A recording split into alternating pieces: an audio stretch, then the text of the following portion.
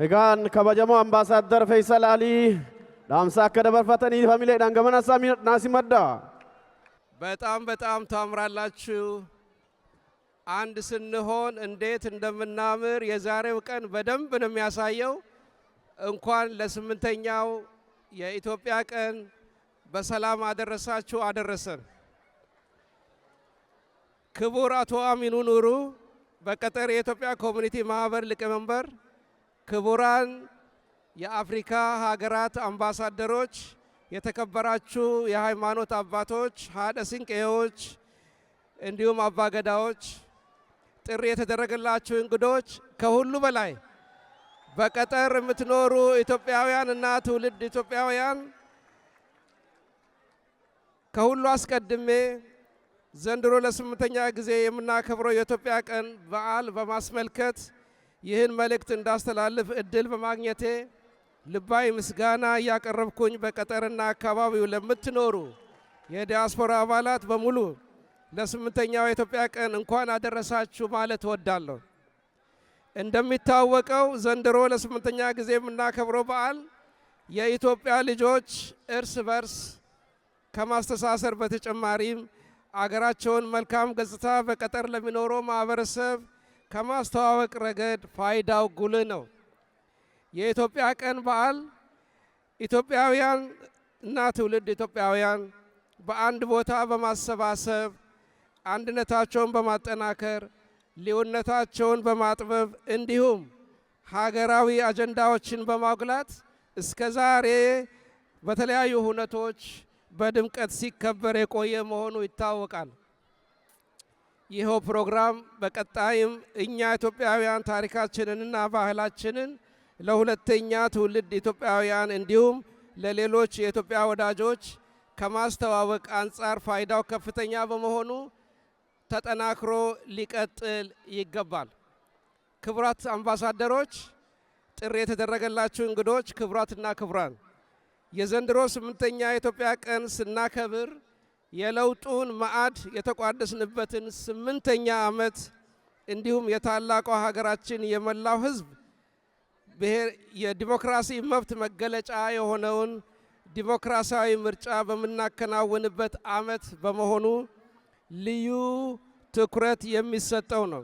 በተለይም ከለውጡ ማግስት ጀምሮ ኢትዮጵያ ሀገራችን የጀመረችውን ፈጣን እድገት በማስቀጠልና ብልጽግናዋን ለማረጋገጥ እኛ እና የሀገራችን መካከለኛ ገቢ ካላቸው ሀገራት ተርታ ለመሰለፍ በምታደርገው ጉዞ መንግስት ትኩረት ሰጥቶ ከሚሰራባቸው በርካታ የልማትና የተለያዩ ስራዎች መካከል አንዱ በየሀገራቱ የሚኖሩ የኢትዮጵያ ዲያስፖራ አባላትን ሁለንተናዊ የልማት ተሳትፎ ማረጋገጥ ሲሆን ይህም መንግስታችን ዲያስፖራው ለሀገሩ ልማትና ብልጽግና የሩቅ ተመልካች ሳይሆን ዋና ተዋናይ እንደሆነ የሚያረጋግጥ ነው።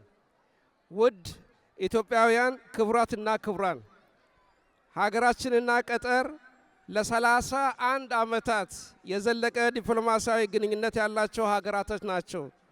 ሁለቱ መንግስታት በሁለትዮሽና በባለ ብዙ መድረክ ግንኙነታቸው ከመቼም ጊዜ በላይ እያደገና እየተጠናከረ የመጣ ግንኙነት ያላቸው ናቸው።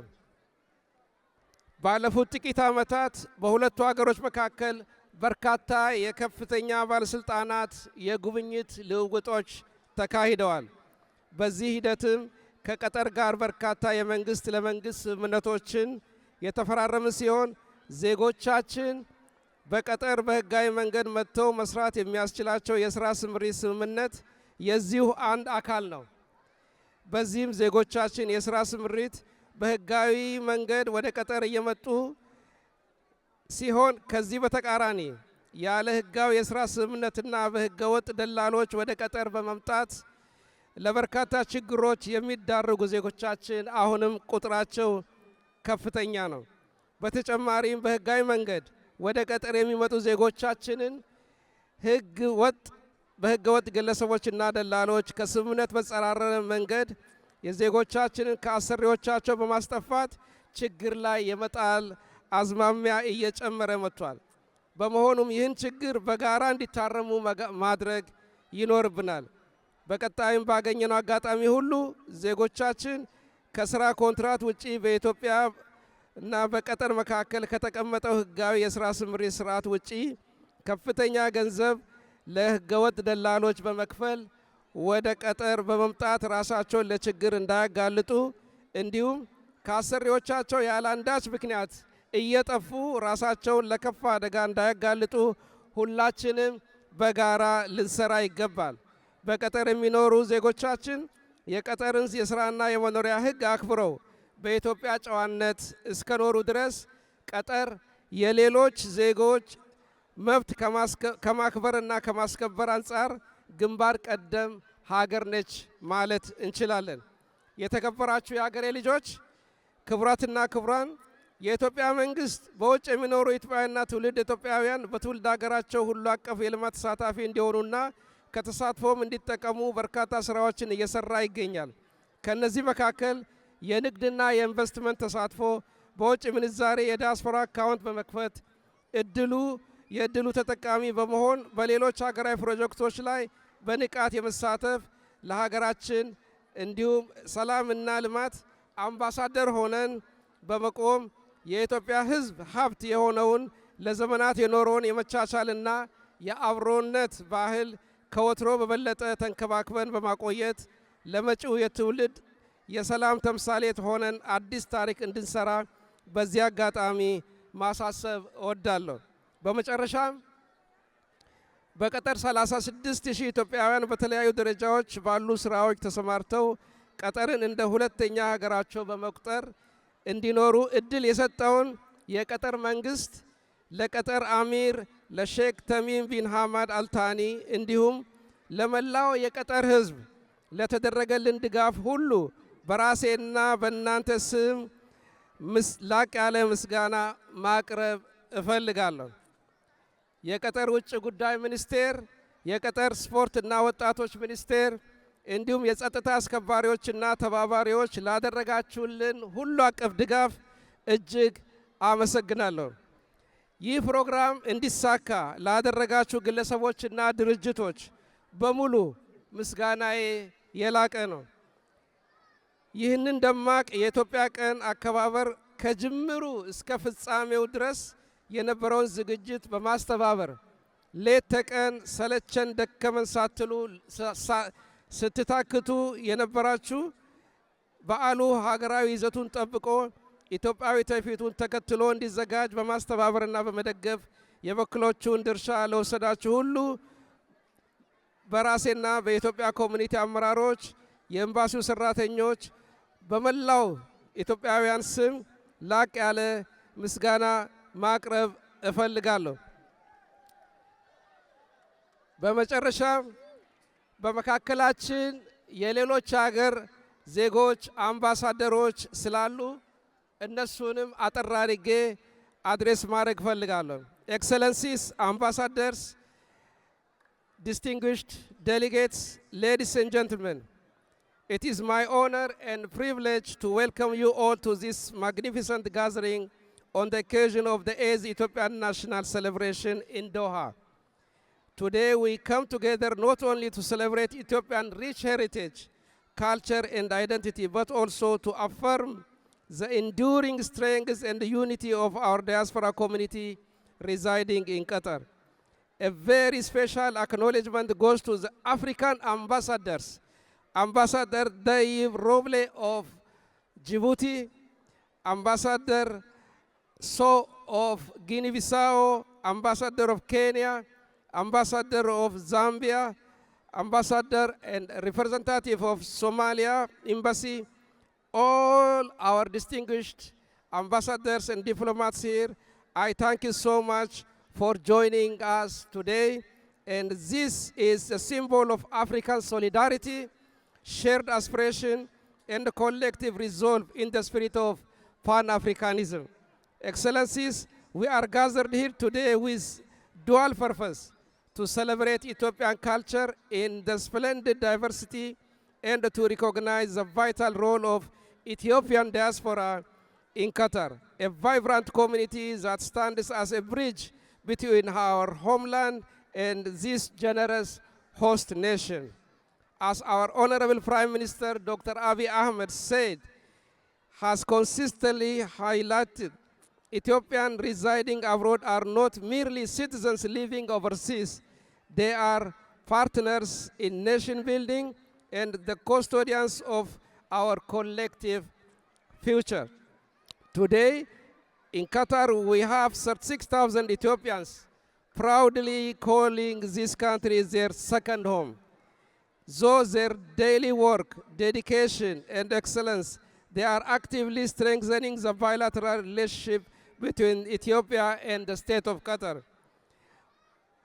while contributing also to economic growth, enhancing services, and adding resilience and diversity to the wider community. At the same time, their contribution to Ethiopia remains profound. Through remittances, knowledge transfer, investment, and philanthropic initiatives, our diaspora continues to fuel socio-economic developments back home.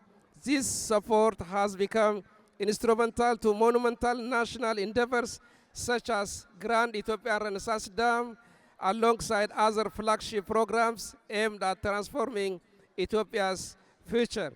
Ladies and gentlemen, this celebration would not be possible without the generosity, hospitality, and the partnership extended by our esteemed host, the State of Qatar. His Highness Sheikh Tamim bin Hamad Al Thani, Amir of the State of Qatar, we express our deepest gratitude for your visionary leadership and your nation's unwavering commitment to peaceful coexistence, tolerance, and prosperity.